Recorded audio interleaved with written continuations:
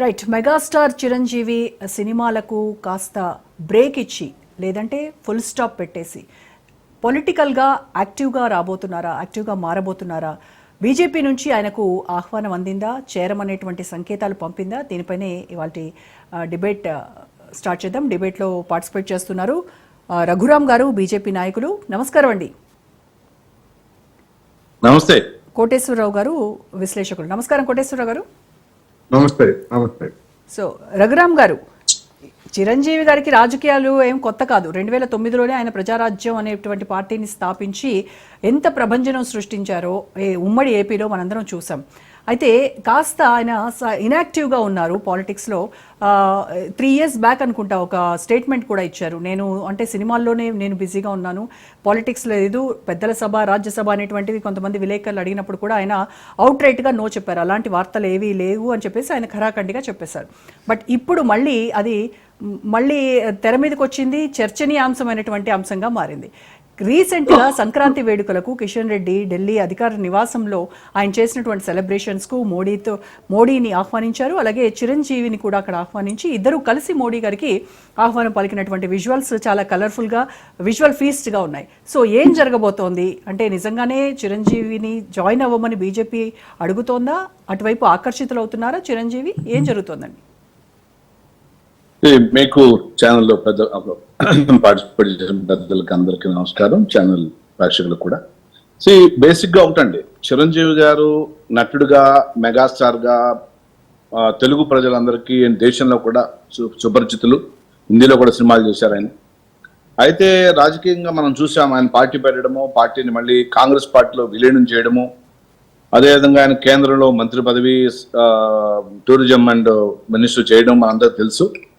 అయితే ఎంత సక్సెస్ అయ్యాడో రాజకీయంగా, మన సినిమా రంగంలో రాజకీయంగా అంత సక్సెస్ కాలేకపోయారు. ఎందుకంటే రాజకీయాల్లో ఓపిక అవసరం. సో ఆయన పార్టీని నడపలేను అనే ఆలోచించారు కాబట్టి, సరే అందరూ ఆయనతో ఆనాడు ఉన్నటువంటి ఆయన వర్గం ఎవరైతే ఎమ్మెల్యేలు కానీ అప్పుడున్నటువంటి ఎంపీలు ఎవరైతే ఉన్నారో ఆయనతో పాటు వాళ్ళంతా గడి సరే మనం కాంగ్రెస్ పార్టీలో విలీనం కావాలన్న ఉద్దేశంతో ఆయనకి చెప్పడము, ఆయన దాన్ని కొన్ని రోజులు ఆలోచించి డెసిషన్ తీసుకోవడం జరిగింది.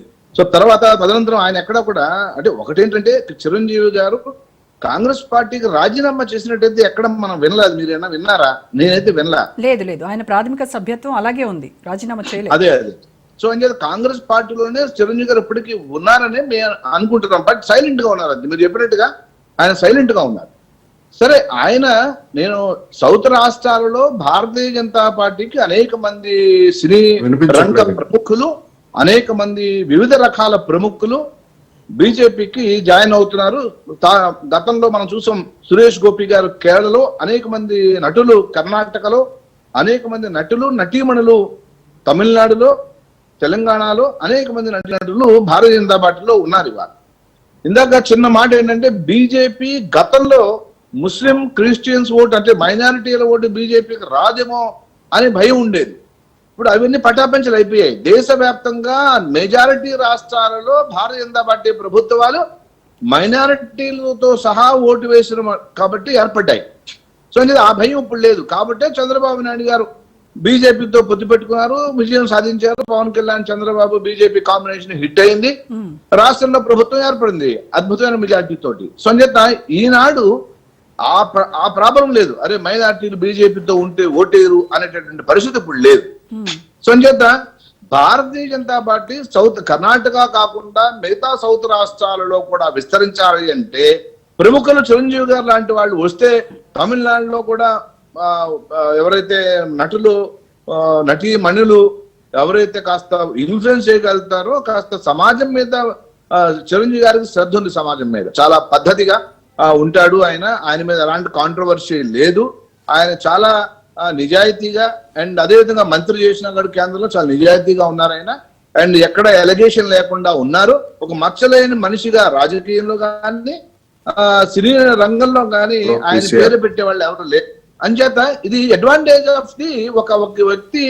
ఇలాంటి వ్యక్తి భారతీయ జనతా పార్టీకి వస్తే తమిళనాడు, ఆంధ్ర, కర్ణాటకలో తెలుగు వాళ్ళు ఎక్కడెక్కడైతే ఉన్నారో అందరికీ ఇంకా బీజేపీలో రావడానికి ఉంటుంది.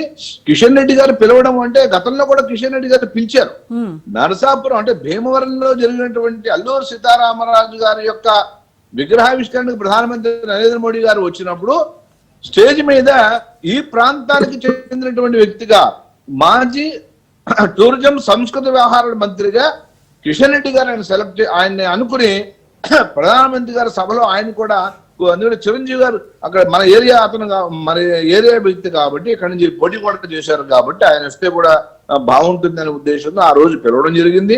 అదేవిధంగా కిషన్ రెడ్డి గారికి చిరంజీవి గారికి ఉన్నటువంటి సత్సంబంధాలు ఉన్నాయి. ఇప్పటి నుంచి కాదు, గత 20 సంవత్సరాల నుంచి 2 దశాబ్దాల నుంచి ఉన్నాయి. ఎందుకంటే ఈ సందర్భంలో ఆయన పిలవడం జరిగింది. ఇది రాజకీయ ప్రాముఖ్యత లేనటువంటి మన కలయిక, పిలుపు మాత్రమే. భవిష్యత్తులో ఆయన డెసిషన్ ఏం తీసుకుంటారు అనేది ఆయన మీద ఆధారపడుతుంది. ఖచ్చితంగా అలాంటి పెద్ద వ్యక్తి, మంచి వ్యక్తి రాజకీయాల్లోకి వచ్చి ఎస్పెషల్ భారతీయ జనతా పార్టీలో ఉంటే ఆయనకి మంచిదే, బీజేపీ కూడా మంచిదే అనేది మనం అనుకుంటాం. అయితే ఈ పొలిటికల్ రీఎంట్రీ గురించి, బీజేపీలో చేరిక గురించి చిరంజీవితో బీజేపీ పార్టీ మంతనాలు జరిపిందా లేదా? ఏం లేదండి, ఇంకా అలాంటి డిస్కషన్ ఏమి జరగలేదు.